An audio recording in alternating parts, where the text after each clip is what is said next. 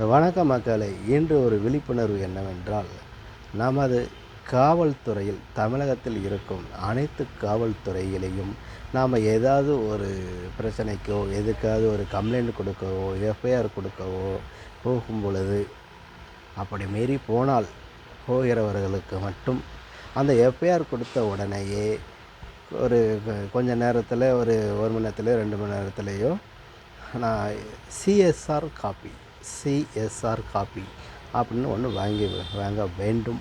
அவங்க போங்க, கொஞ்சம் கழிச்சு கூப்பிட தான் சொல்லுவாங்க.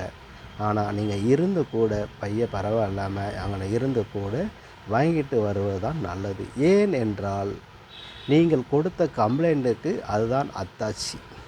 சிஎஸ்ஆர் காப்பி தான் அத்தாட்சி. அந்த சிஎஸ்ஆர் காப்பி இல்லாமல் வெளியில் வரக்கூடாது. மேக்ஸிமம் அதுதான் உங்களுக்கு ரெக்கார்டு உள்ளது. சிஎஸ்ஆர் காப்பி வாங்கிட்டு தான் வெளியே வர வேண்டும் என்று நெல்லை மாவட்டத்திலிருந்து வாசகன் ரிப்போர்ட்டர் சார்பாக இதை கூறிக்கொள்கிறேன். அதுபோக அந்த காவல் நிலையத்தில் நீங்கள் நின்று கொண்டு தான் இருக்க வேண்டும் என்ற அவசியம் இல்லை.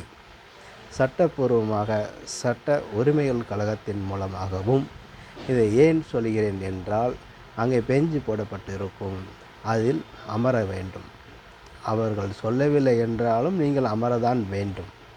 காரணம் என்றால், ஒரு குற்றமே செய்து இருந்தாலும் அவர்கள் அதில் அமருவது தான். அதுக்காக தான் அந்த பெஞ்சு போடப்பட்டிருக்கிறது.